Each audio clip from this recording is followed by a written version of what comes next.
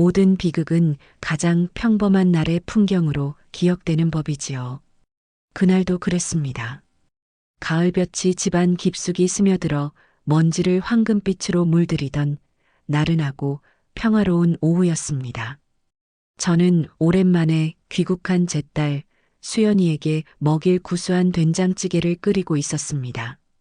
수연이는 아침에 전화를 걸어와서는 세상에서 엄마가 끓여주는 찌개가 제일 그립다며 아이처럼 졸라댔었죠.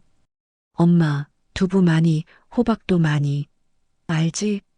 수화기 너머로 들려오던 딸의 생기 넘치는 목소리가 아직도 귓가에 선한데 보글보글 끓어오르는 뚝배기 소리가 세상에서 가장 행복한 음악처럼 들리던 바로 그 오후였습니다. 바로 그 순간 제 세상의 모든 소리를 지워버리는 날카로운 벨소리가 울렸습니다. 발신자 표시 제한. 스팸 전화련이 무시하려다 혹시나 하는 마음에 통화 버튼을 눌렀습니다. 찰나의 정적 후 수화기 너머에서는 어떤 감정도 실려있지 않은 남자의 목소리가 들려왔습니다. 박수연 씨 보호자 되십니까? 심장이 쿵 하고 아득한 바닥으로 떨어지는 기분이었습니다. 손에 들고 있던 국자가 쨍그랑 소리를 내며 타일 바닥으로 굴러떨어졌습니다. 네, 맞는데요. 우리 수연이, 제 딸 수연이한테 무슨 일이라도 있나요?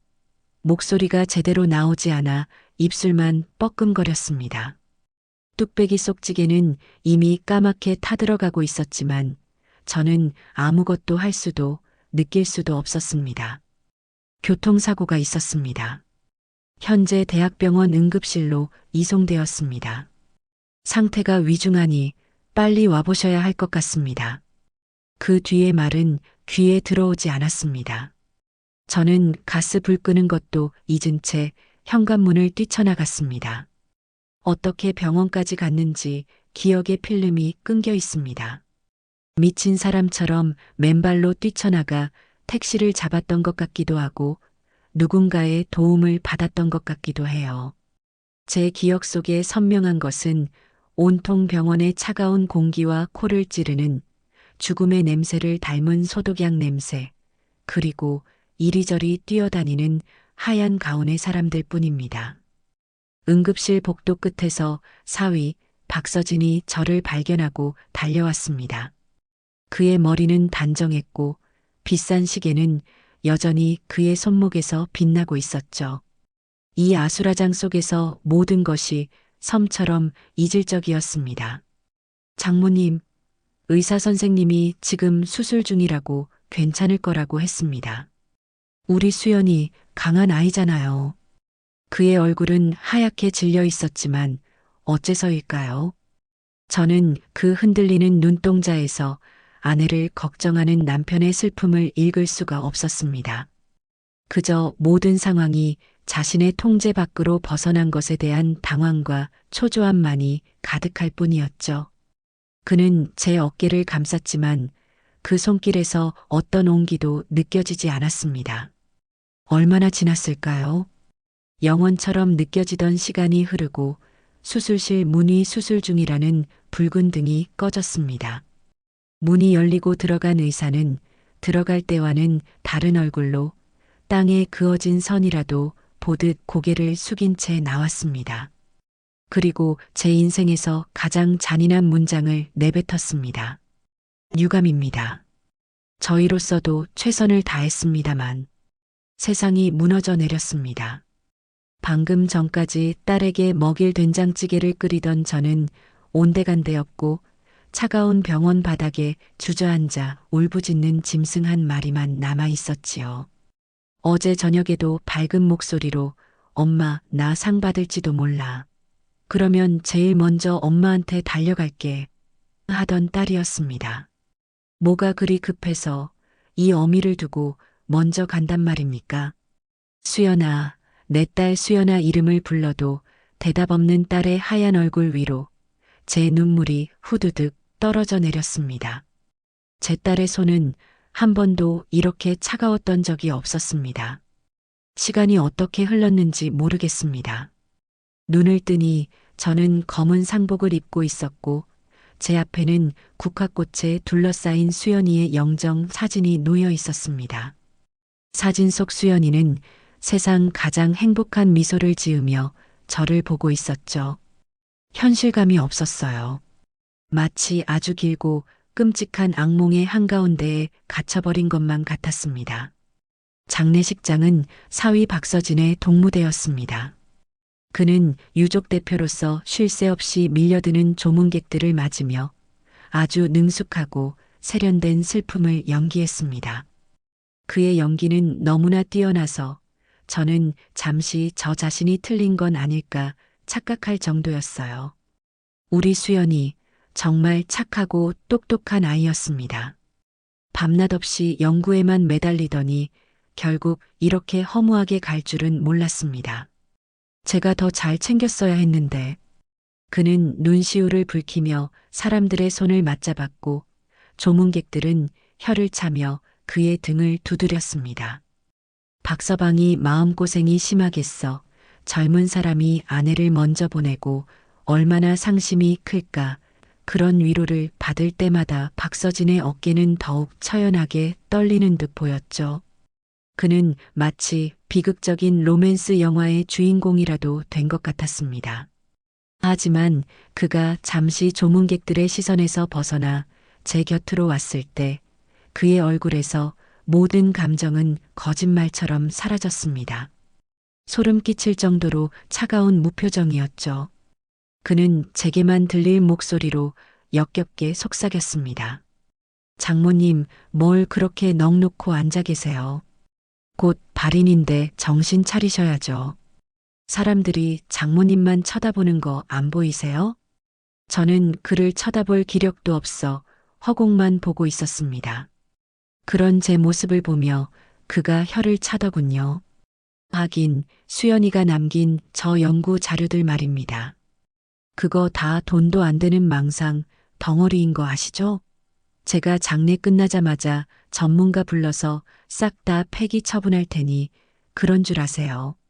집안에 그런 쓰레기를 계속 둘 순 없잖아요. 쓰레기. 제 딸이 평생을 바친 연구, 밤을 새워가며 지켜온 꿈의 조각들을 그는 그렇게 불렀습니다. 온몸의 피가 차갑게 식는 기분이었습니다. 슬픔으로 마비되었던 정신이 칼날 같은 분노로 번쩍 깨어나는 순간이었죠. 하지만 저는 아무 대꾸도 할 수 없었습니다.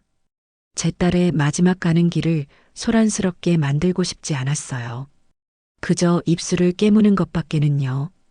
박서진의 위선은 거기서 그치지 않았습니다.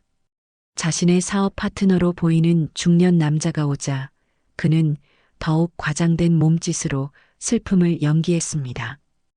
회장님, 이렇게 와주셔서 감사합니다. 집사람이 제 성공을 보지 못하고 이렇게 먼저 가버렸습니다. 이제 제가 아내의 목까지 열심히 해서 우리 회사를 반석 위에 올려놓겠습니다. 하늘에 있는 수연이도 그걸 바랄 겁니다. 그 말을 듣는 순간 저는 깨달았습니다. 아, 저 인간에게 수연이의 죽음은 슬픔이 아니라 기회구나.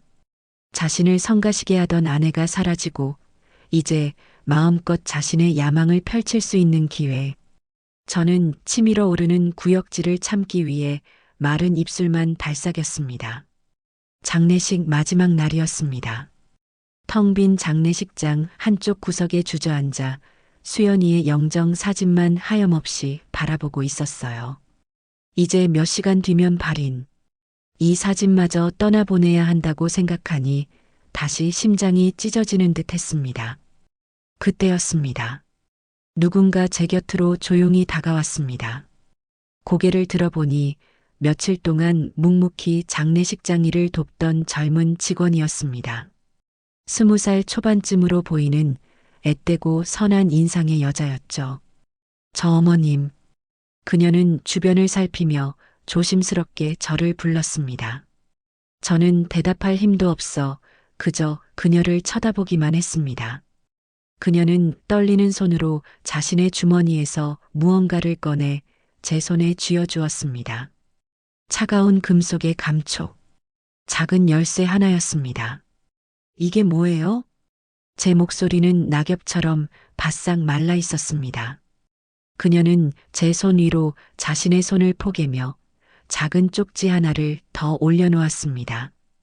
그리고 제 귓가에 모기만 한 목소리로 속삭였습니다. 저는 수연 언니 대학 후배 김민지라고 합니다. 여기서 아르바이트하고 있어요. 언니가 돌아가시기 며칠 전에 이걸 제게 맡겼습니다. 혹시 자기에게 무슨 일이 생기면 다른 사람은 아무도 믿지 말고 꼭 어머님께만 전해달라고 했어요. 저는 숨을 멈췄습니다. 후배? 무슨 일? 제 머릿속에서 경고등이 요란하게 울리기 시작했어요. 김민지라는 아가씨는 금방이라도 울음을 터뜨릴 것 같은 얼굴로 말을 이었습니다. 박서진 선배, 아니, 사위분이 절대 알면 안 된다고 신신당부를 했어요. 어머님 부디. 그녀는 말을 마치지 못하고 고개를 숙여 인사한 뒤 황급히 자리를 떴습니다. 저는 멍하니 손에 남겨진 열쇠와 쪽지를 바라보았습니다. 마침 박서진이 장례 비용 정산을 위해 사무실로 들어간 것을 확인하고 저는 화장실 칸으로 들어가 문을 잠갔습니다. 가슴이 미친 듯이 뛰었습니다. 떨리는 손으로 작은 쪽지를 펼쳤어요. 그곳에는 제 딸 수연이의 필체가 분명한 그러나 다급함과 분노가 묻어나는 글씨가 적혀 있었습니다. 엄마, 만약 엄마가 이걸 읽고 있다면 난 실패한 거야. 하지만 엄마는 포기하면 안 돼. 이 열쇠는 내 모든 것이 담긴 곳의 열쇠야. 박서진은 몰라. 그 사람은 내 기술을 훔쳐 자기 것으로 만들려고 해. 내 프로메테우스를 지켜줘, 엄마. 어제 그 사람이 내 연구 노트를 몰래 촬영하는 걸 봤어. 더 이상 시간이 없어. 내가 예약해둔 스위스행 비행기 표 아직 유효할 거야. 해외 특허청에 먼저 가야 해. 그 사람보다 무조건 먼저. 쪽지를 읽는 순간 저는 저도 모르게 제 입을 틀어막았습니다. 끄하고 비명 같은 신음이 터져 나오는 것을 간신히 삼켰습니다. 머릿속의 안개가 순식간에 걷히는 기분이었습니다. 수연이의 죽음, 단순한 빗길 사고, 박서진의 역겨운 위선, 쓸모없다던 연구자료, 프로메테우스, 스위스행 비행기 표, 이 모든 퍼즐 조각이 섬광처럼 하나로 맞춰졌습니다. 이건 단순한 사고가 아닐지도 모른다. 설령 사고라 할지라도 박서진은 내 딸의 죽음을 애도하는 대신 딸의 모든 것을 훔칠 준비를 이미 끝마쳤다. 저는 화장실 거울에 비친 제 얼굴을 보았습니다. 슬픔에 무너진 유가족의 얼굴이 아니었습니다. 그곳에는 차가운 분노와 얼음 같은 결의로 불타오르는 한 여자의 얼굴이 있었습니다. 도망쳐야 해. 이것은 두려움에서 나온 생각이 아니었어요. 이것은 내 딸 수연이가 남긴 마지막 명령이자 제가 반드시 완수해야 할 싸움의 시작을 알리는 신호였습니다. 그렇게 제 길고 긴 싸움은 사랑하는 딸의 장례식장에서 시작되었습니다. 화장실 칸막이의 차가운 벽에 등을 기댄 채 저는 가쁜 숨을 몰아쉬었습니다. 손안에 남겨진 열쇠와 딸아이 수연이의 필체가 제 심장을 날카롭게 후벼 팠습니다. 도망쳐야 해. 머릿속에서 그 한 단어가 쉴 새 없이 울리고 있었어요. 이곳은 더 이상 제 딸을 추모하는 공간이 아니었습니다. 제 모든 것을 앗아갈 적의 소굴 한가운데였죠. 사무실에서 나온 박서진이 저를 찾고 있었습니다. 장모님, 어디 계세요? 이제 곧 발인입니다. 그의 목소리를 듣는 순간 온몸의 신경이 곤두서는 것 같았어요. 저는 아무렇지 않은 척 슬픔에 지쳐 잠시 정신을 잃었던 사람처럼 비틀거리며 화장실을 나갔습니다. 내가 잠시 제 연기는 형편없었지만 박서진은 제 얼굴을 자세히 살필 만큼의 관심도 없었습니다. 그는 그저 자신의 계획에 차질이 생길까 조급해할 뿐이었죠. 에이 참, 이럴 때일수록 정신 바짝 차리셔야죠. 자, 어서 가시죠. 그는 제 팔을 잡아 끌었고 저는 순순히 끌려가는 척하며 마지막 기회를 엿보았습니다. 발인. 수연이의 관이 웅구차에 실리는 그 짧은 순간 모든 사람의 시선이 관에 집중된 틈을 타 저는 사람들 뒤편으로 조용히 사라졌습니다. 누구도 검은 상복을 입은 여자가 슬픔의 행렬을 이탈하리라고는 상상하지 못했겠죠. 장례식장을 벗어나자마자 저는 미친 사람처럼 달리기 시작했습니다. 택시가 필요했어요. 다행히 얼마 지나지 않아 빈 택시 한 대가 제 앞에 섰고 저는 다급하게 외쳤습니다. 집으로 가주세요. 집으로 가는 내내 박서진에게서 전화가 빗발쳤습니다. 휴대폰 화면에 뜨는 사위라는 두 글자가 마치 저승사자의 호출처럼 느껴져 소름이 돋았습니다. 저는 휴대폰 전원을 완전히 꺼버렸습니다. 이제 세상과 저를 이어주던 모든 연결을 스스로 끊어내야만 했습니다. 집에 도착하자마자 그날 아침의 평화로움이 거짓말처럼 느껴지는 싸늘한 공기가 저를 맞았습니다. 부엌에는 제가 끓이다 태워버린 된장찌개의 역한 냄새가 아직도 남아 있었죠. 그 냄새는 불과 몇 시간 만에 지옥으로 변해버린 제 삶을 상징하는 듯 했습니다. 시간이 없었습니다. 30분, 아니 15분 안에 모든 것을 끝내야 했어요. 저는 곧장 수연이의 방으로 달려갔습니다. 책상 위에는 딸의 손때가 묻은 물건들이 가득했습니다. 어릴 적 사진이 담긴 액자, 우리가 함께 여행 가서 사온 작은 기념품들 그 모든 것들이 제 발목을 붙잡았지만 저는 눈물을 머금고 고개를 돌렸습니다.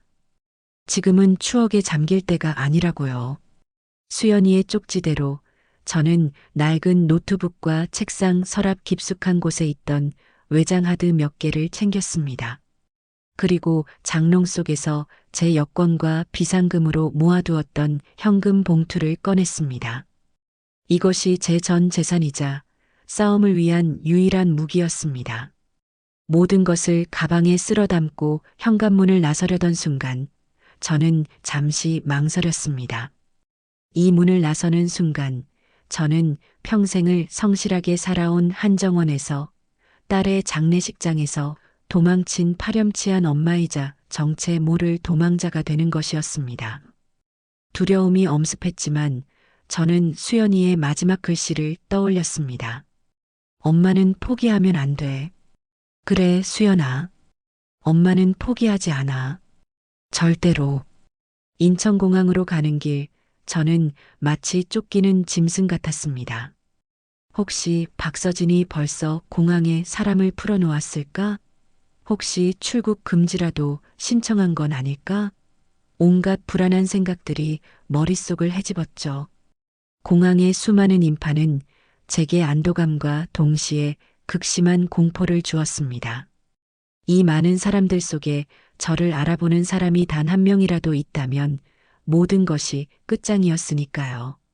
수연이가 예약했다는 스위스행 비행기 표를 발권하기 위해 항공사 카운터로 향했습니다. 제 차례를 기다리며 줄을 서 있는데 등 뒤에서 익숙한 목소리가 들려왔습니다. 박서방 아닌가. 이런 데서 다 보네. 심장이 멎는 줄 알았습니다. 고개를 돌릴 용기도 나지 않았지만 곁눈질로 확인한 사람은 박서진의 사업 파트너 중 한 명이었습니다. 박서진과 함께 골프를 치러 몇 번 집에 들렀던 사람이었죠. 저는 모자를 더 깊이 눌러쓰고 최대한 몸을 웅크렸습니다. 다행히 그는 저를 알아보지 못하고 자신의 일행과 이야기를 나누며 다른 곳으로 향했습니다. 식은땀이 등줄기를 타고 흘러내렸습니다. 수연이의 이름으로 예약된 티켓은 다행히 유효했습니다. 제 신분증과 가족관계 증명서를 보여주자 직원은 별다른 의심 없이 티켓을 발권해 주었죠. 제 이름이 아닌 박수연님의 보호자 한정원으로 발권된 그 티켓을 손에 쥐었을 때 저는 기묘한 안도감을 느꼈습니다. 저는 이제 그냥 한정원이 아니라 제 딸의 마지막 임무를 수행하는 보호자였습니다. 출국 심사대를 통과하고 마침내 비행기 좌석에 앉았을 때 온몸의 긴장이 풀리면서 극심한 피로가 몰려왔습니다. 창밖으로 보이는 한국의 야경이 점점 작아졌습니다.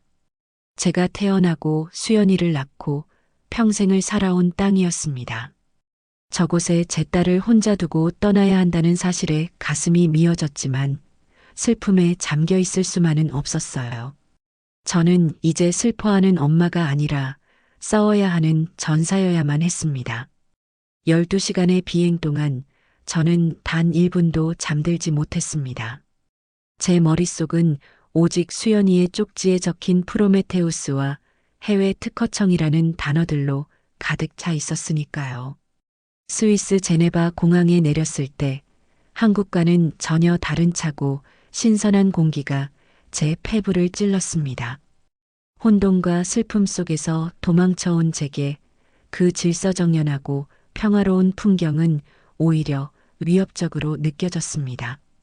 저는 공항에서 가장 저렴하고 눈에 띄지 않을 법한 작은 호텔을 예약했습니다. 호텔 방에 들어서자마자 문을 걸어 잠그고 나서야 저는 비로소 짧은 숨을 내쉴 수 있었어요. 싸구려 침대 위로 몸을 던지자 며칠간 쌓였던 피로와 슬픔이 한꺼번에 몰려왔습니다. 그제야 제 눈에서 뜨거운 눈물 한 방울이 흘러내렸습니다. 하지만 딱 한 방울 뿐이었습니다. 수연아, 엄마 왔어. 이제 시작이야. 저는 눈물을 닦고 가방에서 수연이의 낡은 노트북을 꺼내 들었습니다. 노트북은 차갑고 묵직했습니다. 마치 수연이의 삶의 무게가 고스란히 담겨 있는 것 같았죠. 노트북을 열자 익숙한 바탕화면 대신 암호를 묻는 창이 저를 맞았습니다. 심장이 덜컥 내려앉았어요. 여기까지 와서 고작 암호 하나에 가로막힐 수는 없었습니다. 저는 기억을 더듬어 가능한 모든 조합을 시도했습니다. 수연이의 생일, 제 생일, 우리 집 전화번호, 심지어는 박서진의 생일까지. 하지만 노트북은 번번이 암호가 올바르지 않습니다라는 차가운 메시지만을 뱉어낼 뿐이었습니다. 식은땀이 나기 시작했어요. 이 안에 수연이의 모든 것이 들어있는데, 이 안에 우리가 싸워 이길 무기가 들어있는데, 이렇게 허무하게 끝낼 수는 없었습니다. 수연아, 제발 엄마한테 힌트 좀 줘. 저도 모르게 노트북을 붙잡고 중얼거렸습니다. 그 순간 제 머릿속에 아주 오래전 기억 하나가 스쳐 지나갔습니다. 초등학생이었던 수연이의 손을 잡고 과학박물관에 갔던 날이었어요. 수많은 전시물 중에서 유독 수연이는 한 그림 앞에서 발을 뗄 줄 몰랐습니다. 바로 제우스의 불을 훔쳐 인간에게 가져다 준 죄로 코카서스의 바위에 묶여 독수리에게 간을 쪼아 먹히는 프로메테우스의 가림이었죠. 어린 수연이는 제게 물었습니다.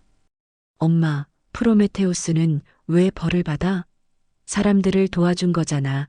저는 그때 뭐라고 대답했는지 기억나지 않지만 그날 이후로 수연이 방에는 항상 프로메테우스라는 단어가 적힌 포스트잇이 붙어 있었습니다. 세상을 이롭게 하고 싶다던 딸의 꿈. 혹시 떨리는 손가락으로 키보드를 두드렸습니다. 프로메테우스. 엔터키를 누르자 거짓말처럼 잠금 화면이 스르륵 사라지고 익숙한 바탕화면이 나타났습니다. 저는 저도 모르게 아하는 탄성을 내뱉었습니다. 수연이가, 제 딸이 저를 이곳으로 들여보내준 것만 같았습니다. 바탕화면은 깔끔하게 정리되어 있었지만 유독 눈에 띄는 폴더가 하나 있었습니다. 저는 망설임 없이 그 폴더를 더블 클릭했습니다. 그 안에는 제가 평생 본 적도 없는 기호와 숫자로 가득한 파일들이 수백 개나 들어 있었죠. 복잡한 수식과 그래프, 알 수 없는 코드들이 화면을 가득 채웠습니다. 문외한인 제가 봐도 이것이 보통 일이 아니란 걸 알 수 있었어요. 이게 도대체 뭘까? 내가 이걸 이해할 수 있을까? 막막함이 밀려오던 순간 폴더 최상단에 있는 엄마 필독 txt라는 이름의 파일을 발견했습니다. 파일을 열자 그곳에는 복잡한 수식이 아닌 제게 보내는 수연이의 편지가 담겨 있었습니다. 엄마, 만약 엄마가 이 글을 읽고 있다면 나는 아마 엄마 곁에 없겠지. 너무 슬퍼하지 마, 엄마. 그리고 이 파일들을 보고 무서워하지도 마. 이건 그냥 사람들에게 시간을 선물하는 기술이야. 사랑하는 사람과 조금이라도 더 함께할 수 있는 시간을 주는 것. 내가 평생을 바쳐서 이루고 싶었던 꿈이 바로 이거였어. 편지는 계속되었습니다. 수연이의 기술은 개인의 유전 정보를 정밀하게 분석해서 오직 그 한 사람만을 위한 맞춤형 항암제를 예측하고 설계하는 인공지능이었습니다. 기존의 항암 치료가 무차별 폭격과 같다면 수연이의 기술은 단 하나의 타겟만을 정확하게 노리는 유도 미사일과도 같았죠. 이것이 상용화된다면 인류는 암을 정복하는 새로운 시대에 들어서게 될 것이었습니다. 저는 편지를 읽는 내내 온몸에 소름이 돋는 것을 느꼈습니다. 제 딸이, 제 작고 여린 딸이 이런 위대한 일을 해내고 있었다니요. 편지 마지막에는 이런 구절이 있었습니다. 박서진은 이 기술의 가치를 몰라. 그저 돈으로만 보지. 이 기술을 그 사람 손에 넘길 수는 없어, 엄마. 이건 돈이 아니라 사람을 살리는 데 쓰여야 해. 그러니 엄마가 지켜줘. 내 프로메테우스를. 저는 눈물을 꾹 참고 다른 파일들을 열어보았습니다. 그 중에서도 제 눈길을 끈 것은 박서진이라는 이름이 붙은 폴더였습니다.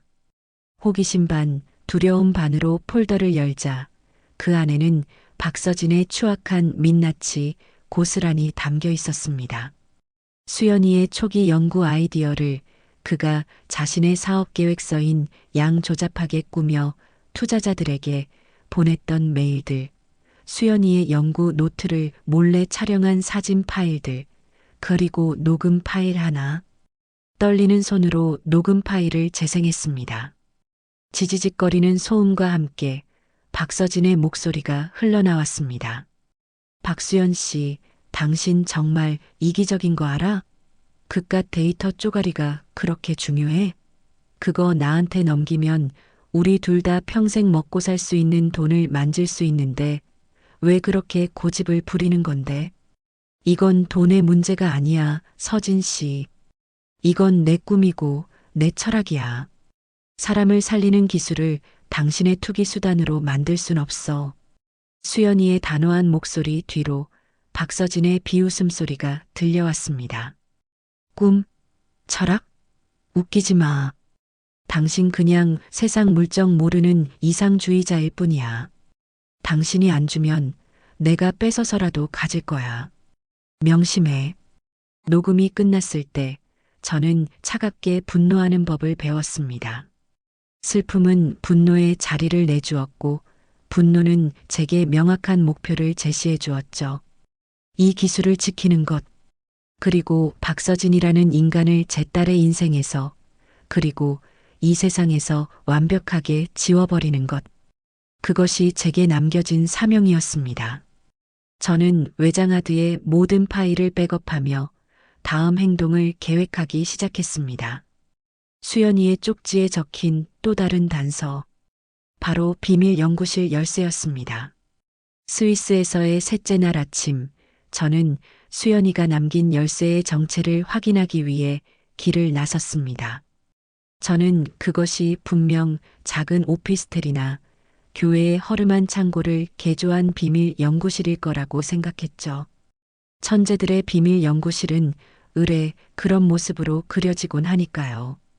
열쇠에 적힌 주소를 구글 지도에 입력하자 뜻밖의 장소가 나타났습니다.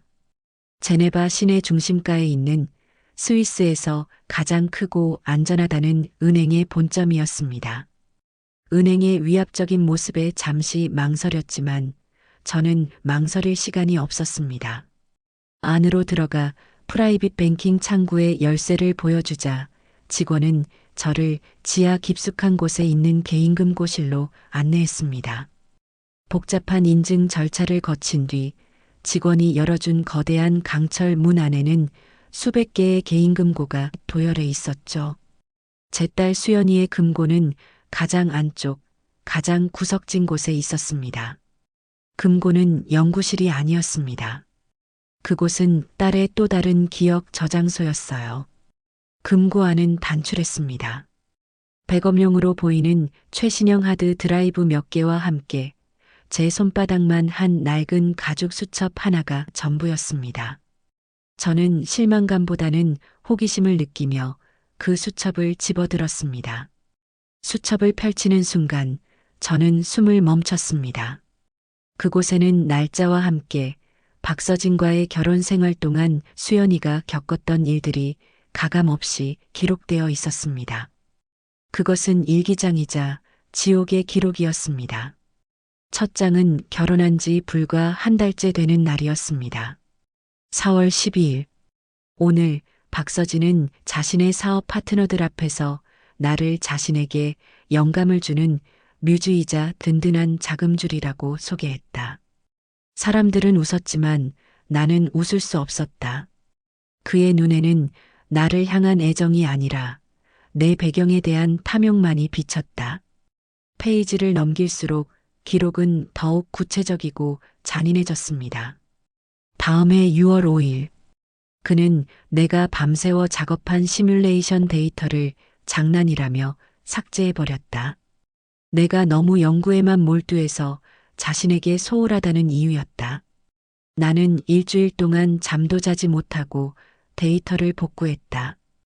그는 미안하다고 했지만 그의 눈은 웃고 있었다.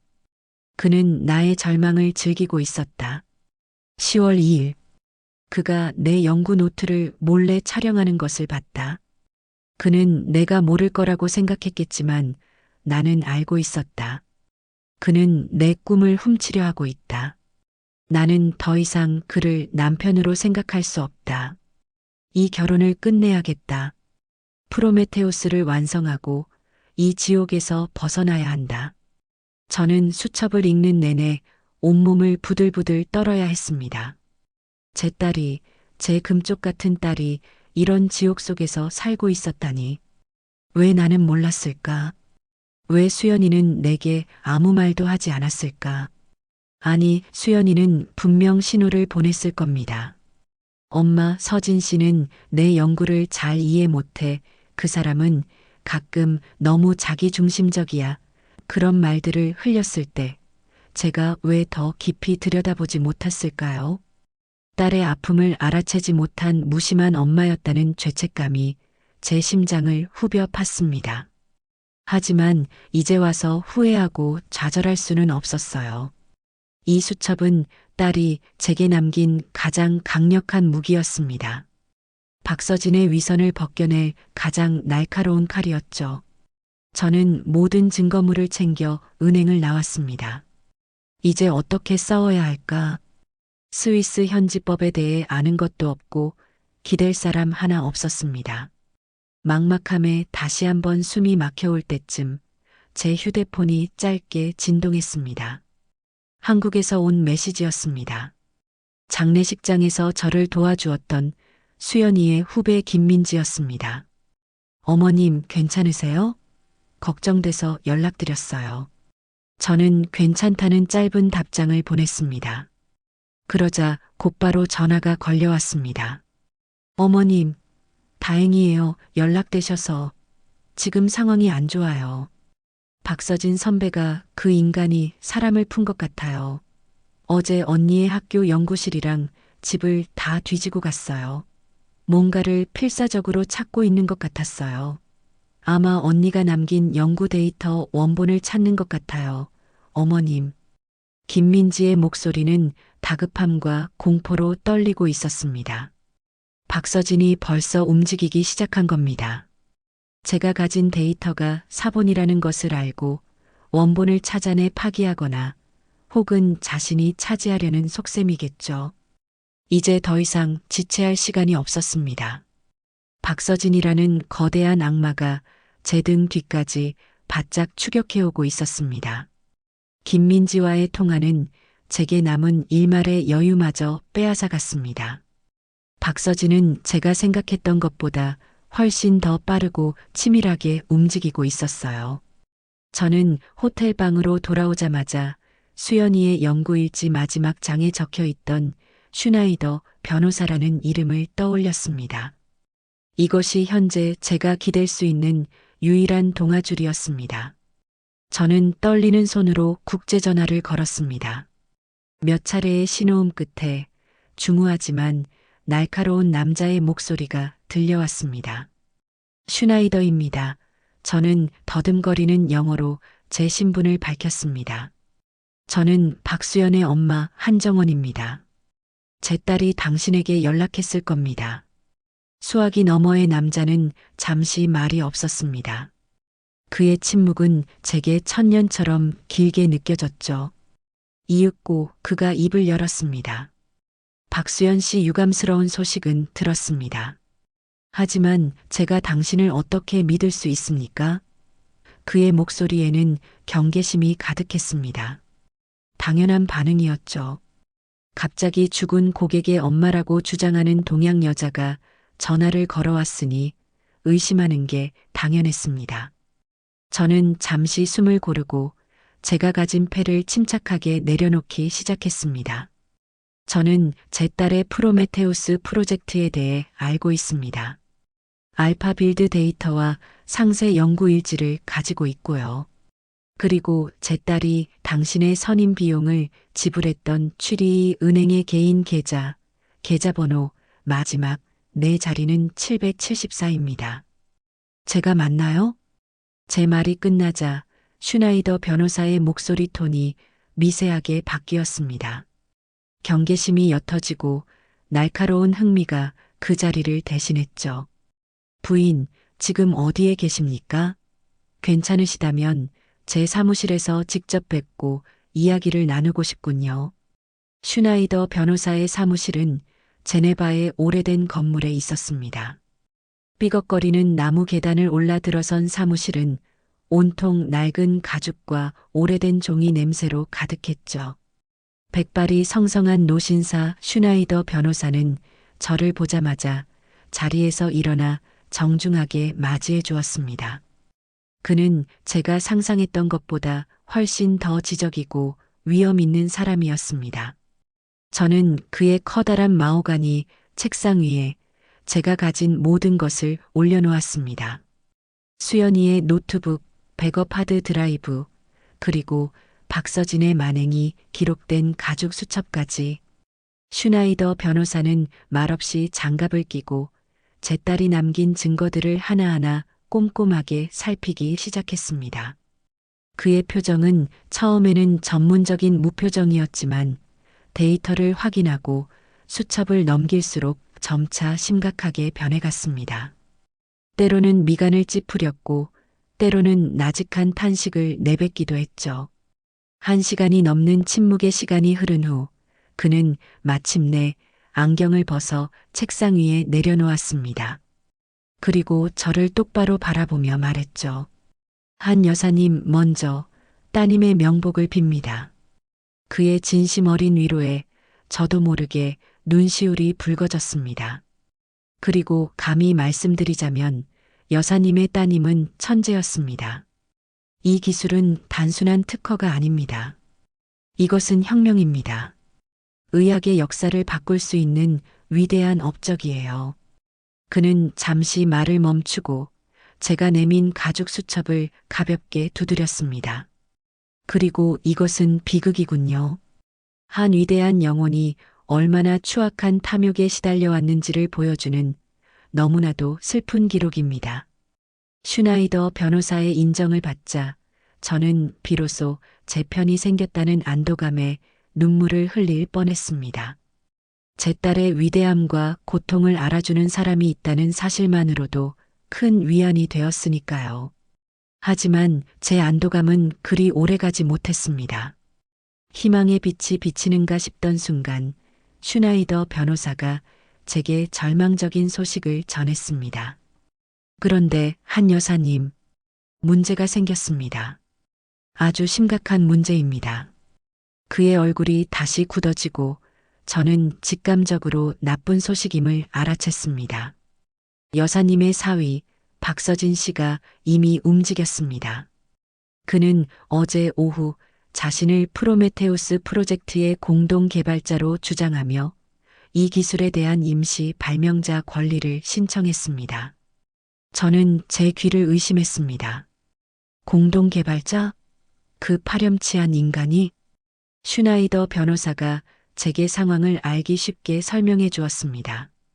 박서진 씨는 자신이 프로젝트의 기본 개념과 초기 자금을 제공했다고 주장하고 있습니다. 전형적인 지적재산권 도둑들이 쓰는 수법이죠. 일단 공동 개발자로 이름을 올려 분쟁을 만들고 기술의 권리를 동결시켜 시간을 벌려는 속셈입니다. 그 시간 동안 그는 여사님을 압박해 합의를 보거나 혹은 여사님이 가진 증거를 빼앗으려 하겠죠. 온몸의 피가 다시 차갑게 식었습니다. 저는 도망쳤다고 생각했지만 그는 이미 제 앞을 가로막고 함정을 파놓고 있었던 겁니다. 그럼 우린 어떻게 해야 하죠? 제 목소리는 절망으로 떨리고 있었습니다. 슈나이더 변호사는 제 눈을 똑바로 보며 단호하게 말했습니다. 싸워야 합니다. 박서진 씨의 주장이 거짓이라는 것을 입증하고 오직 박수연 연구원만이 이 기술의 유일하고 진정한 발명자라는 것을 증명해야 합니다. 그러기 위해서는 그의 임시 권리 주장이 힘을 얻기 전에 우리가 먼저 누구도 반박할 수 없는 완벽한 증거들을 첨부하여 정식 특허를 출원해야 합니다. 그의 말은 명확했습니다. 이것은 이제 시간과의 싸움이었습니다.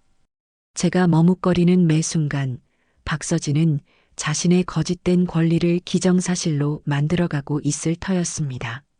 제 딸의 모든 것을 빼앗기지 않기 위해 저는 더 이상 망설일 수 없었습니다. 저는 결심을 굳히고 슈나이더 변호사에게 말했습니다.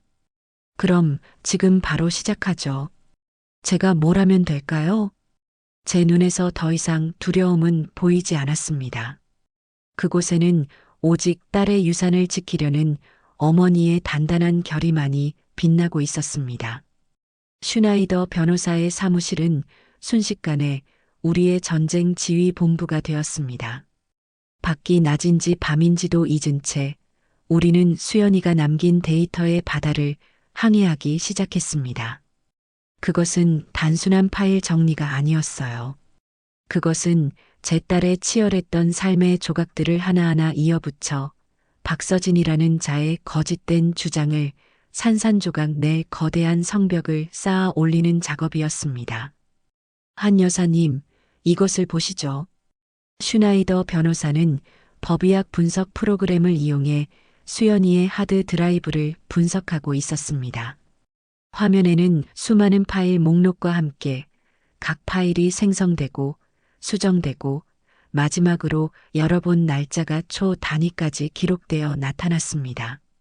박서진 씨는 자신이 프로젝트의 기본 개념을 제공했다고 주장했습니다. 하지만 보시다시피 프로메테우스라는 이름의 첫 기획안 파일은 박서진 씨를 만나기 3개월 전에 이미 생성되었습니다. 타임스탬프는 거짓말을 하지 않죠. 우리는 밤을 새워가며 모든 자료를 엮어 하나의 완벽한 연대기를 만들었습니다. 수연이의 첫 아이디어 스케치, 초기 단계의 코드, 시뮬레이션 결과, 그리고 그 모든 과정이 꼼꼼하게 기록된 연구일지까지 모든 증거는 단 하나의 진실을 가리키고 있었습니다. 이 위대한 업적의 알파와 오메가는 오직 제 딸, 박수연 한 사람이라는 것을요. 슈나이더 변호사는 증거들을 정리하며 혀를 내둘렀습니다. 따님은 정말 놀랍도록 꼼꼼하고 철저한 분이셨군요. 마치 훗날 이런 싸움이 벌어질 것을 예견이라도 한 것처럼 모든 것을 기록해 두었습니다. 이것은 단순한 연구 자료가 아닙니다. 한 천재가 자신의 모든 것을 지키기 위해 쌓아 올린 난공불락의 요새입니다. 그의 말에 저는 자부심과 함께 가슴 아픈 슬픔을 느꼈습니다. 제 딸이 얼마나 외롭고 불안했으면 이 모든 것을 이토록 철저하게 기록해 두었을까요? 이 기록들은 딸의 천재성을 증명하는 동시에 그녀가 겪었던 고통의 증거이기도 했습니다. 며칠간의 밤샘 작업 끝에 우리는 산더미 같은 증거 자료들을 거의 다 정리해 가고 있었습니다. 제가 잠시 지친 눈을 비비며 커피를 마시고 있을 때였습니다. 데이터 덤이 가장 깊숙한 곳, 무작위로 생성된 이름의 폴더 안에서 동영상 파일 하나를 발견했습니다. 파일명은 그저 날짜와 시간으로만 되어 있어 저는 무심코 파일을 더블 클릭했습니다. 화면에 나타난 것은 제 딸 수연이의 얼굴이었습니다. 화장기 없는 얼굴에 뿔테 안경을 쓴 제가 가장 사랑하는 제 딸의 모습이었죠. 영상 속 수연이는 잠시 카메라를 응시하더니 이내 마음을 다잡은 듯 담담한 목소리로 입을 열었습니다. 저도 모르게 숨을 죽였습니다. 이 영상을 보시는 분이 제 어머니이길 혹은 슈나이더 변호사님이길 바랍니다. 제 이름은 박수연. 프로메테우스 프로젝트의 유일한 창시자이자 개발자입니다. 저는 지금 이 영상을 제 남편 박서진의 계속되는 위협과 절도 시도로부터 제 연구를 지키기 위한 마지막 증거로 남깁니다. 수연이는 영상 속에서 박서진이 어떻게 자신의 아이디어를 훔쳐 투자 제안서를 만들었는지, 어떻게 자신을 가스라이팅하며 연구를 포기시키려 했는지, 그리고 어떻게 물리적인 위협까지 가하며 데이터를 넘기라고 협박했는지를 날짜와 시간까지 정확히 언급하며 증언했습니다. 그는 이 기술의 철학을 이해하지 못합니다. 그는 오직 돈만을 봅니다. 저는 제 모든 것을 걸고 이 기술을 지킬 것입니다.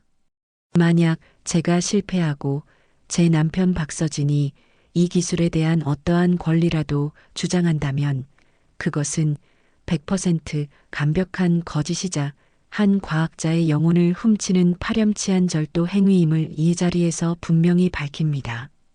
영상이 끝났을 때 저는 온몸에 힘이 빠져 의자에 주저앉았습니다. 이것은 딸의 유언이었습니다. 자신에게 닥쳐올 비극을 예감하고 마지막까지 자신의 분신을 지키기 위해 남긴 처절한 외침이었죠.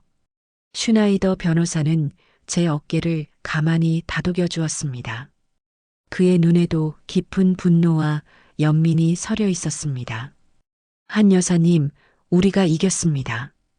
이것으로 모든 것이 끝났습니다. 바로 그때였습니다. 사무실 문을 두드리는 소리가 들리고 슈나이더 변호사의 비서가 두꺼운 서류 봉투를 들고 들어왔습니다. 스위스 현지 법무법인의 직인이 찍힌 박서진 측에서 보낸 공식 서류였습니다. 슈나이더 변호사는 서류를 받아들고 빠르게 훑어보기 시작했습니다. 그의 표정이 순식간에 얼음처럼 차가워졌습니다. 이런 파렴치한 인간. 그가 서류의 일부를 제게 번역해 주었습니다. 그 안에는 박서진의 파렴치한 주장이 가득했습니다. 고 박수연은 뛰어난 연구원이었으나 감정적으로 불안정하고 대외 활동에 어려움이 많아 남편인 박서진의 전폭적인 지원과 비전 제시 없이는 단 한 걸음도 나아가지 못했다. 아내를 잃은 슬픔으로 정신이 온전치 못한 장모 한정원이 탐욕스러운 변호사에게 소가 고인의 유산을 가로채려 하고 있다. 그는 저를 정신병자로 슈나이더 변호사를 사기꾼으로 몰아가고 있었습니다. 그는 단순한 도둑이 아니었어요. 자신의 목표를 위해서라면 사람의 영혼까지 진흙탕에 처박아 버릴 수 있는 악마였습니다.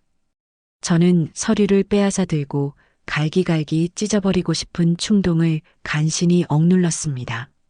대신 제 안에서 무언가 더 단단하고 차가운 것이 자리 잡는 것을 느꼈습니다.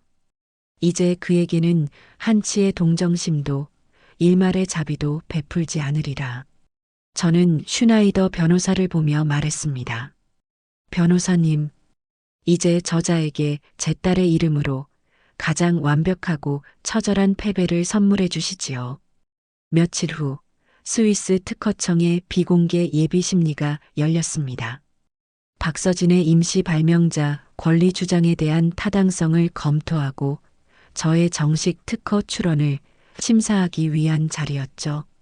방 안에는 저와 슈나이더 변호사, 그리고 3명의 특허 심사관만이 앉아 있었습니다. 심사관들의 얼굴은 어떤 감정도 읽을 수 없는 포커페이스를 유지하고 있었지만 방 안의 공기는 칼날처럼 날카롭고 무거웠습니다. 박서진은 한국에서 화상으로 연결되어 벽에 걸린 거대한 스크린을 통해 우리를 내려다보고 있었습니다. 먼저 발언권을 얻은 것은 박서진 측이었습니다. 화면 속 박서진은 수척해진 얼굴에 검은 넥타이를 메고 완벽하게 슬픔에 잠긴 남편을 연기하고 있었습니다. 그의 뒤에 선 스위스 현지 변호사는 유창한 언어로 그의 주장을 펼쳐나갔습니다. 존경하는 심사관 여러분, 제 의뢰인 박서진 씨는 비통한 심정을 금할 길이 없습니다. 그는 사랑하는 아내를 잃었을 뿐만 아니라 이제는 아내와 함께 일군 소중한 결실마저 빼앗길 위기에 처해 있습니다. 박수연 연구원은 의심할 여지 없이 천재였습니다. 하지만 그녀의 천재성은 오직 실험실 안에서만 빛을 발했습니다. 그녀의 아이디어를 현실로 만들고 비즈니스 모델로 구체화하고 자금을 조달한 것은 모두 남편인 박서진 씨의 몫이었습니다. 그는 그럴듯하게 조작된 자료들을 화면에 띄웠습니다. 수연이의 연구 노트를 배경으로 자신이 무언가 열심히 설명하는 사진, 투자자들 앞에서 프레젠테이션을 하는 사진들을 보여주며 자신이 프로젝트의 실질적인 리더였다고 주장했죠. 그는 심지어 준비해온 손수건으로 눈가를 살짝 닦으며 말을 이었습니다. 아내는 가끔 자신의 세계에 너무 깊이 빠져들곤 했습니다. 그럴 때마다 제가 그녀를 현실로 이끌어 주었습니다. 프로메테우스는 저희 두 사람의 사랑과 협력으로 태어난 자식과도 같습니다. 부디 저희 자식을 찢어놓는 비정한 판결을 내리지 말아주시길 간곡히 부탁드립니다. 그의 완벽한 연기에 잠시나마 심사관들의 눈빛이 흔들리는 것을 보았습니다. 저는 주먹을 꽉 쥐었습니다. 저 거짓된 눈물 뒤에 숨겨진 추악한 탐욕을 저들 역시 볼 수 있기를 간절히 바랐습니다. 드디어 우리 차례가 되었습니다. 슈나이더 변호사는 자리에서 일어나 정중하게 심사관들에게 인사를 했습니다. 그는 박서진처럼 감정에 호소하지 않았습니다. 그의 목소리는 차분하고 단호했죠. 반박할 가치도 없는 주장입니다. 저희는 사실만을 말씀드리겠습니다. 여기 박수연 연구원께서 직접 남기신 영상이 있습니다. 발명가 본인의 목소리를 직접 들어보시지요. 슈나이더 변호사는 노트북을 스크린에 연결했고 곧바로 수연이의 마지막 영상이 재생되었습니다. 사무실에서 혼자 보았을 때와는 비교도 할 수 없는 긴장감이 방안을 짓눌렀습니다. 영상 속 수연이가 제 이름은 박수연. 프로메테우스 프로젝트의 유일한 창시자이자 개발자입니다라고 말하는 순간 심사관들의 표정이 굳어졌습니다. 그들은 화면에서 눈을 떼지 못했습니다. 화면 속 수연이가 박서진의 만행을 하나하나 증언할 때마다 스크린 속 박서진의 얼굴은 급격하게 변해갔습니다. 자신만만한 미소는 사라지고 당혹감과 분노, 그리고 마침내 창백한 공포가 그의 얼굴을 뒤덮었습니다. 그는 다급하게 소리쳤습니다. 이에 있습니다. 저 영상은 조작된 겁니다. 저건 내 아내가 아니야. 누군가 악의적으로 편집한. 그의 말이 채 끝나기도 전에 슈나이더 변호사가 심사관들을 향해 조용히 말했습니다. 존경하는 심사관 여러분, 잠시만 더 발명가 본인의 목소리에 귀를 기울여 주시지요. 수석 심사관은 박서진을 향해 손짓으로 제지하며 영상을 계속 재생하라는 신호를 보냈습니다. 박서진은 입을 뻐끔거렸지만 더 이상 아무 말도 하지 못했습니다. 영상이 끝나고 방 안에는 무거운 침묵이 내려앉았습니다. 그 침묵을 깬 것은 슈나이더 변호사였습니다. 그는 마치 확인 사살이라도 하듯 수연이의 가죽 수첩을 조심스럽게 들어 올렸습니다. 증거 B입니다. 박수연 연구원께서 돌아가시기 전까지 수년간 직접 기록한 연구일지이자 개인적인 일기입니다. 이 안에는 박서진 씨가 어떻게 그녀의 연구를 폄하하고 훔치려 했으며 정서적으로 학대했는지에 대한 기록이 날짜별로 상세하게 담겨 있습니다. 그는 수첩의 몇 구절을 영어로 번역해 읽어내려갔습니다. 박서진이 데이터를 삭제한 날의 기록, 연구 노트를 촬영한 날의 기록.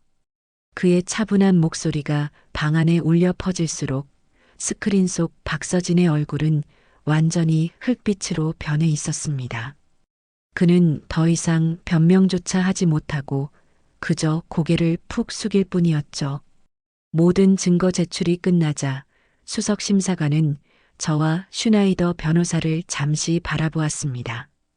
그의 눈에는 더 이상 중립적인 무표정이 아닌 한 인간으로서의 깊은 연민과 존중이 담겨 있었습니다.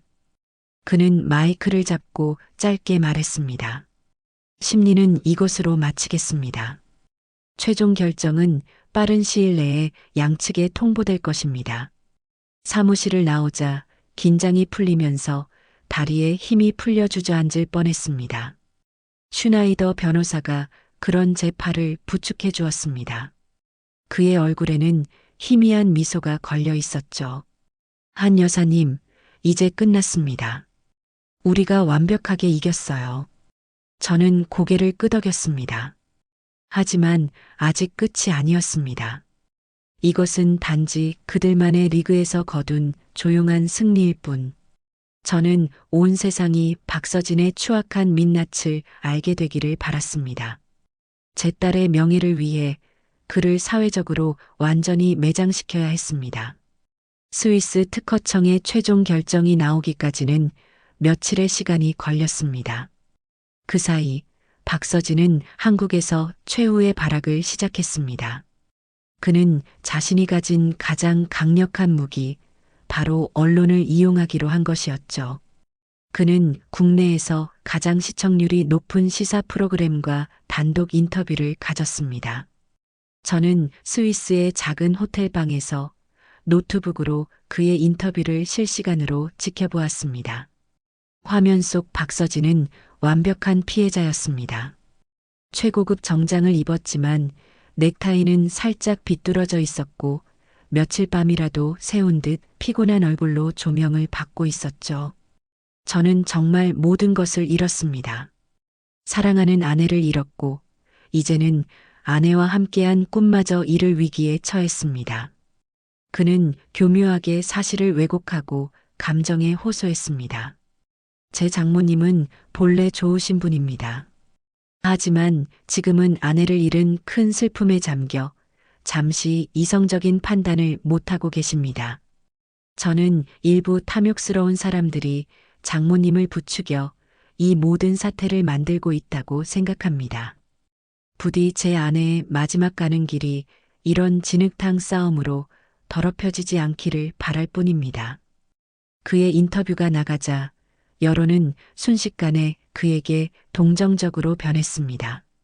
인터넷 기사 댓글에는 장모가 너무하네, 사위가 보살이다, 아내 잃은 사람한테 너무 잔인하다는 글들이 넘쳐났습니다. 저는 분노로 몸이 떨렸지만 한편으로는 그의 치밀함에 혀를 내둘렀습니다. 그는 대중이 무엇에 약하고 어떻게 해야 동정표를 얻을 수 있는지 정확히 알고 있었습니다. 바로 다음 날 아침 슈나이더 변호사로부터 전화가 걸려왔습니다. 그의 목소리는 그 어느 때보다 밝고 힘찼습니다. 한 여사님, 드디어 나왔습니다. 특허청의 최종 결정입니다.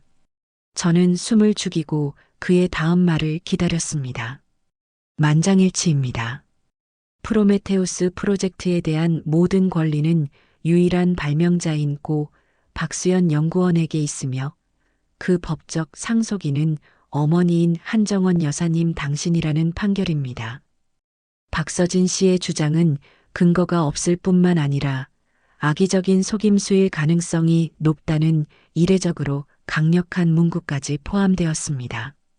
전화기를 든 손이 가늘게 떨렸습니다. 우리가 해낸 것이었습니다. 수연이의 진실이 거짓을 이긴 것이었어요. 저는 슈나이더 변호사에게 몇 번이고 감사 인사를 전했습니다. 그리고 곧바로 다음 단계를 준비했죠. 이제 저의 반격이 시작될 시간이었습니다. 저는 박서진이 인터뷰했던 방송사가 아닌 해외에 지사를 둔 가장 영향력 있는 국제통신사에 연락을 취했습니다. 세상을 바꿀 기술을 둘러싼 비극적인 진실이라는 제목으로 단독 인터뷰를 요청했습니다. 그들은 제 이야기에 즉각적인 관심을 보였습니다. 인터뷰는 화려한 스튜디오가 아닌 제가 머무는 소박한 호텔방에서 진행되었습니다. 저는 상복을 연상시키는 검은색 원피스를 입고 카메라 앞에 앉았습니다. 박서진처럼 슬픔을 연기하지 않았습니다. 제 얼굴에는 깊은 슬픔과 함께 모든 것을 각오한 사람의 단단한 결의가 서려 있었죠. 기자는 먼저 박서진의 인터뷰에 대한 제 입장을 물었습니다. 저는 고개를 저으며 차분하게 말했습니다. 제 사위였던 박서진 씨의 말에 일일이 반박하고 싶지는 않습니다. 저는 말싸움을 하러 이 자리에 나온 것이 아니니까요. 저는 오직 진실을 말하기 위해 나왔습니다. 제 딸 박수연의 진실을요. 저는 제 딸이 얼마나 위대한 과학자였는지, 그리고 그녀가 어떤 꿈을 꾸었는지를 담담하게 이야기했습니다. 그리고 마침내 결정적인 한 방을 날렸습니다. 100마디 말보다 제 딸의 목소리를 직접 들려드리는 것이 낫겠지요. 저는 노트북을 들어 수연이가 남긴 마지막 영상의 일부를 재생했습니다. 제 남편 박서진이 이 기술에 대한 어떠한 권리라도 주장한다면 그것은 100% 완벽한 거짓이자 절도 행위입니다라는 딸의 또렷한 목소리가 방 안에 울려 퍼졌습니다. 영상이 끝나자 기자는 충격적인 표정으로 저를 바라보았습니다. 저는 말을 이었습니다. 이것이 진실입니다. 스위스 특허청 역시 제 딸의 손을 들어주었습니다. 저는 특허청의 공식 결정문을 카메라를 향해 보여주었습니다. 저는 이 위대한 기술을 사적인 이익을 위해 사용할 생각이 전혀 없습니다. 저는 제 딸의 유지를 받들어 이 기술의 모든 권리를 사회에 환원하고 그 수익금으로 난치병 환자들을 돕는 공익재단을 설립할 것입니다. 이것이 제 딸이 진정으로 원했던 일이니까요. 인터뷰의 마지막, 기자가 제게 물었습니다. 박서진 씨에게 마지막으로 하고 싶은 말이 있으십니까? 저는 잠시 카메라를 응시했습니다. 그리고 제 인생에서 가장 차갑고 단호한 목소리로 말했습니다. 아니요. 없습니다. 이미 아무것도 가진 것이 없는 사람에게는 더 이상 바라는 것도 해줄 말도 없습니다. 저는 단지 세상 사람들이 제 딸 박수연이 어떤 사람이었고 어떤 꿈을 꾸었는지를 기억해 주기만을 바랄 뿐입니다. 그 인터뷰는 전 세계로 송출되었습니다. 파급력은 엄청났죠. 비운의 남편 행세를 하던 박서진의 가면은 산산조각이 났고 그의 추악한 민낯이 만천하에 드러났습니다.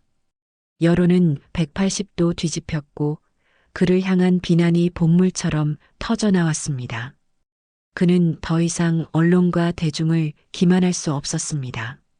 그는 법적인 패배에 이어 사회적으로도 완벽한 사형 선고를 받은 것이었습니다.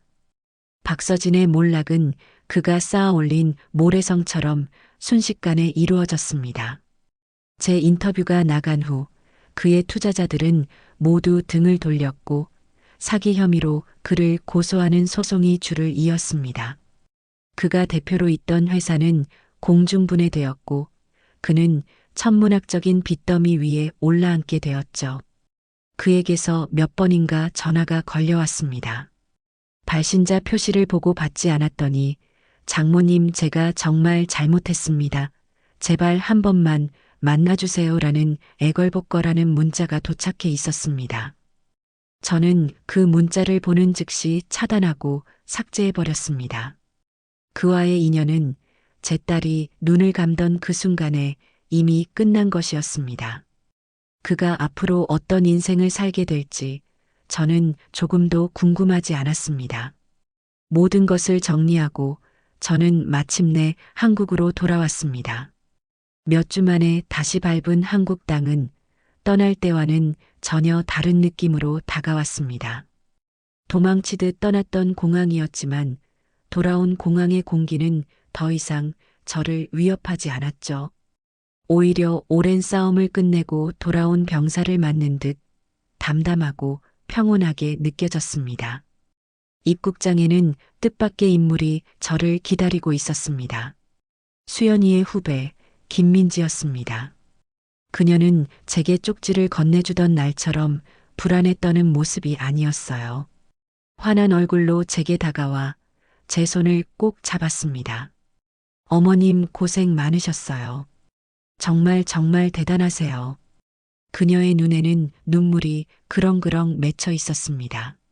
민지 씨가 아니었으면 시작도 못했을 거예요. 정말 고마워요. 우리는 다른 긴 말 없이도 서로의 마음을 알 수 있었습니다. 저는 그녀에게 한국에 설립될 수연 메디컬 재단의 실무 책임자 자리를 맡아달라고 부탁했습니다. 수연이의 꿈과 기술을 누구보다 잘 이해하고 진심으로 아껴줄 사람이 바로 민지 씨라고 생각했기 때문이었죠. 그녀는 눈물을 펑펑 쏟으며 언니의 꿈을 함께 이룰 기회를 주셔서 감사하다며 몇 번이고 고개를 숙였습니다. 집으로 돌아온 저는 가장 먼저 수연이의 방으로 향했습니다. 떠날 때와 조금도 달라진 것이 없는 방. 책상, 의자, 침대 모든 것에 제 딸의 채취가 남아있는 듯 했습니다. 저는 한참 동안이나 딸의 흔적들을 어루만지며 소리 없는 눈물을 흘렸습니다. 슬픔과 그리움, 그리고 미안함이 뒤섞인 눈물이었습니다. 며칠 후, 저는 처음으로 수연이가 사용하던 대학의 연구실을 찾아갔습니다. 민지 씨가 안내해준 그곳은 그야말로 수연이의 세계 그 자체였습니다. 벽면을 가득 채운 복잡한 수식들, 각종 실험 기구들, 그리고 수십 건의 두꺼운 원서들까지. 저는 이곳에서 제 딸이 얼마나 치열하게 자신의 꿈과 싸워왔는지를 온몸으로 느낄 수 있었습니다. 연구실 가장 안쪽 거대한 화이트보드가 제 눈에 들어왔습니다. 그곳에는 알아볼 수 없는 공식들과 그래프들이 빼곡하게 적혀 있었습니다. 그리고 그 모든 것들의 한가운데 제 딸의 단정한 필체로 쓰인 문장이 있었습니다. 엄마를 위해, 그리고 모두를 위해. 그 문장을 보는 순간 저는 그 자리에 주저앉고 말았습니다. 그동안 억눌러왔던 모든 감정이 한꺼번에 터져 나왔습니다. 싸움을 시작한 이후 단 한 번도 마음껏 울지 못했던 저는 아이처럼 목 놓아 울었습니다. 수연아, 내 딸아. 엄마는 내가 이렇게 위대한 꿈을 꾸고 있는 줄도 몰랐어. 이 어리석은 엄마를 용서해. 연구실의 차가운 바닥에 엎드려 저는 한참 동안이나 딸의 이름을 불렀습니다. 그것은 단순한 슬픔의 눈물이 아니었습니다. 제 딸에 대한 미안함과 고마움, 그리고 세상 그 무엇과도 바꿀 수 없는 자랑스러움이 뒤섞인 뜨거운 눈물이었습니다. 계절이 4번 바뀌는 동안 제 삶에는 많은 것들이 변했습니다. 세상의 시간은 덧없이 흘렀지만 제 시간은 오직 딸아이 수연이를 향해 흐르는 강물과도 같았죠. 그 강물은 때로는 슬픔의 폭포로 떨어지기도 했고 때로는 분노의 급류로 휘몰아치기도 했습니다. 하지만 이제 그 강은 마침내 넓고 평온한 바다에 이르렀습니다. 그 바다의 이름은 바로 희망이었습니다. 수연 메디컬 재단은 세상의 우려와 기대를 한 몸에 받으며 출범했습니다. 그리고 1년이라는 시간 동안 재단은 수연이의 기술, 프로메테우스가 단순한 꿈이 아니었음을 증명해냈습니다. 임상시험에 참여했던 말기암 환자들에게서 믿을 수 없는 결과들이 나타나기 시작했죠. 시한부 선고를 받았던 이들이 다시 가족의 품으로 돌아가고 고통스러운 항암 치료를 멈추고 평범한 일상을 되찾는 기적들이 연이어 일어났습니다. 얼마 전 저는 재단 사무실에서 작은 손편지 한 통을 받았습니다. 이제 겨우 10살이 된 남자아이 준우가 삐뚤빼뚤한 글씨로 보내온 편지였어요. 한정원 이사장님께 안녕하세요. 저는 준우예요. 저는 작년에 엄청 아팠어요. 병원에서 곧 하늘나라에 갈 거라고 했어요. 그런데 수연 누나가 만든 약을 맞고 다 나았어요. 이제 다시 학교에 가서 친구들이랑 축구도 할 수 있어요. 어른이 되면 저도 수연 누나처럼 아픈 사람들을 도와주는 멋진 과학자가 될 거예요. 정말 감사합니다. 편지에는 준우가 직접 그린 그림이 함께 들어 있었습니다. 환하게 웃는 저와 그 옆에서 손을 잡고 있는 수연이, 그리고 그 주위를 수많은 별들이 감싸고 있는 그림이었죠. 저는 그 그림을 한참 동안이나 들여다보다 저도 모르게 뜨거운 눈물을 흘렸습니다. 이것이었구나. 내 딸 수연이가 그토록 지키고 싶어 했던 것이, 자신의 모든 것을 걸고 이루고 싶었던 세상이 바로 이런 모습이었구나. 준우의 편지는 제게 그 어떤 상장이나 감사패보다도 소중한 위로이자 상이었습니다. 재단 사무실은 언제나 활기로 넘쳤습니다. 제 부탁을 수락한 김민지 씨는 이제 재단에 없어서는 안 될 중심인물이 되어 있었죠. 그녀는 수연이의 열정과 저의 굳건함을 모두 닮은 훌륭한 리더로 성장해 있었습니다. 사무실 한쪽 벽에는 수연이의 사진과 함께 준우 같은 아이들이 보내온 감사 편지와 그림들이 빼곡하게 붙어 있었습니다. 그 벽을 볼 때마다 저는 수연이가 여전히 우리와 함께 숨쉬고 있음을 느꼈습니다. 그리고 오늘 재단의 공식 출범식이 열리는 날입니다. 저는 며칠 전부터 잠을 설쳤습니다. 많은 사람들 앞에 서야 한다는 부담감 때문이 아니었어요. 제 딸의 이름을 걸고 그녀의 꿈을 세상에 알리는 이 자리에서 제가 과연 엄마로서, 그리고 이 재단의 이사장으로서 자격이 있는 사람인지 몇 번이고 되물었기 때문입니다. 행사장은 국내외의 저명한 의학자들과 연구원들, 정관계 인사들, 그리고 환자 가족들로 가득 차 있었습니다. 모두의 시선이 단상 위에 선 제게 쏟아졌습니다.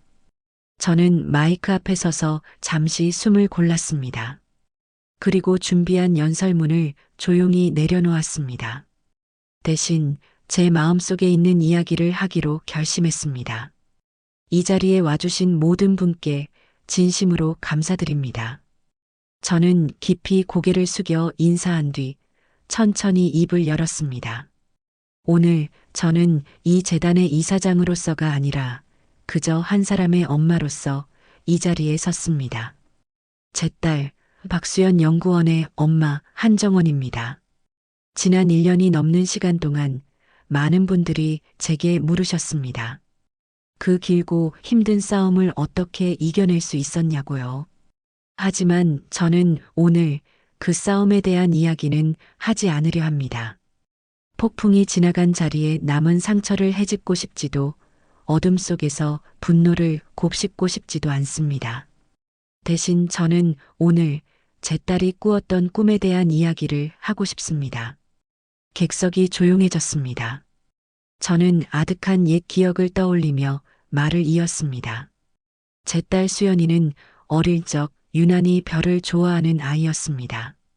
그리고 그리스 신화에 나오는 프로메테우스 이야기를 무척이나 좋아했지요. 자신의 모든 것을 희생해 인간에게 불을 선물한 신. 수연이는 늘 제게 말했습니다. 엄마, 나도 프로메테우스처럼 세상에 꼭 필요한 선물을 주는 사람이 될 거야 라고요. 저는 그때 그저 어린아이의 순수한 꿈이라고만 생각했습니다.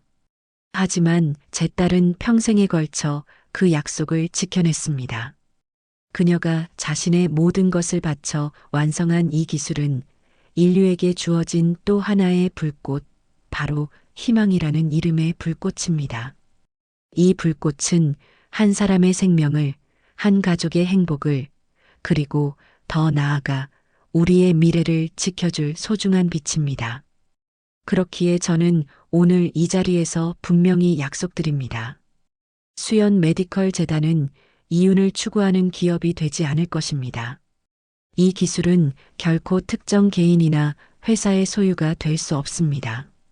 이 기술은 오늘 하루를 더 살기 위해 사랑하는 사람과 단 하루라도 더 함께하기 위해 고통 속에서 싸우고 있는 세상 모든 이들의 것입니다. 우리는 가장 낮은 곳에서 가장 절실한 이들의 손을 잡고 제 딸이 그러했듯 따뜻한 희망을 나누는 일에 저희의 모든 것을 바칠 것입니다. 저는 잠시 말을 멈추고 천장을 올려다보았습니다. 마치 그곳에 있는 수연이의 얼굴을 보려는 듯이요. 수연아, 보고 있니? 이것이 내가 꾸었던 꿈이었고, 이제는 우리 모두의 꿈이 되었단다. 너의 선한 마음이, 너의 위대한 열정이 이렇게나 많은 사람들의 마음 속에 새로운 희망으로 피어나고 있어. 제 목소리는 떨리고 있었지만 그 어느 때보다 단단했습니다. 객석 여기저기서 훌쩍이는 소리가 들려왔고 곧이어 우레와 같은 박수 소리가 터져 나왔습니다. 저는 그 박수 소리를 들으며 조용히 단상에서 내려왔습니다. 이제 제가 해야 할 마지막 약속이 남아 있었습니다. 행사장을 빠져나온 저는 곧장 차를 몰아 강원도의 한적한 천문대로 향했습니다. 그곳은 수연이가 살아생전 가장 좋아했던 저와 단둘이 자주 찾았던 비밀 장소였습니다. 밤늦게 도착한 천문대는 고요한 어둠 속에 잠겨 있었고 하늘에는 금방이라도 쏟아질 듯한 무수한 별들이 보석처럼 박혀 있었습니다. 저는 차에서 내려 수연이가 늘 앉던 작은 벤치에 앉았습니다. 손에는 따뜻한 커피 한 잔과 수연이의 가장 예쁜 모습이 담긴 사진 액자가 들려 있었죠. 예전에는 수연이가 옆에서 별자리에 대해 신나게 설명해주곤 했습니다. 저것 봐, 엄마. 저게 카시오페이아고 저쪽이 북두칠성이야. 저 별은 사실 몇백 광년이나 떨어져 있어서 우리가 보는 건 아주 오래전의 빛이야. 과학적인 설명은 잘 몰랐지만 저는 그저 별을 보며 행복해하는 딸의 얼굴을 보는 것만으로도 좋았습니다. 오늘은 그 딸의 목소리가 들리지 않았지만 저는 외롭지 않았습니다. 하늘의 모든 별들이 마치 수연이의 눈동자처럼 저를 내려다보고 있는 것만 같았으니까요. 저는 사진 속 수연이의 얼굴을 부드럽게 쓸어보며 조용히 속삭였습니다. 수연아, 엄마 왔어. 오늘 재단 출범식 내가 봤어야 하는데. 정말 많은 사람들이 너를 위해 박수를 쳐주었어. 그리고 준우라는 아이한테서 편지도 왔단다. 이제 다 나아서 너처럼 멋진 과학자가 되고 싶대. 내가 해낸 거야, 우리 딸. 내가 이 모든 걸 해낸 거야. 밤하늘에서 별똥별 하나가 긴 꼬리를 그리며 떨어졌습니다. 마치 제 딸이 대답이라도 해주는 것 같았죠. 이제 엄마는 괜찮아. 물론 내가 너무너무 보고 싶겠지. 아마 평생 그리워하며 살게 될 거야. 하지만 더 이상 슬픔 속에만 잠겨 있지는 않을 거야. 엄마는 이제 내가 남겨준 꿈을 지키고 더 크게 키워나가야 하니까. 내가 그랬던 것처럼 엄마도 이제 많은 사람들에게 희망을 선물하는 사람으로 살아갈게. 그러니 너는 저 하늘 가장 높은 곳에서 가장 밝게 빛나는 별이 되어 엄마를 지켜봐줘. 알겠지? 저는 자리에서 일어나 밤하늘을 향해 활짝 팔을 벌렸습니다. 차가운 밤 공기가 저를 감쌌지만 제 마음은 세상 무엇보다 따뜻하고 충만했습니다. 너가 가져온 프로메테우스의 불꽃, 이제 온 세상을 밝히는 따뜻한 별빛이 되었어. 사랑한다. 영원히 내 딸. 밤하늘을 올려다보는 제 얼굴 위로 잔잔한 미소가 피어올랐습니다. 그것은 모든 싸움을 끝내고 마침내 평화를 찾은 한 엄마의 미소였습니다. 하늘의 별들은 그날따라 유난히 더 밝게 저와 제 딸의 영원한 약속을 축복하며 빛나고 있었습니다.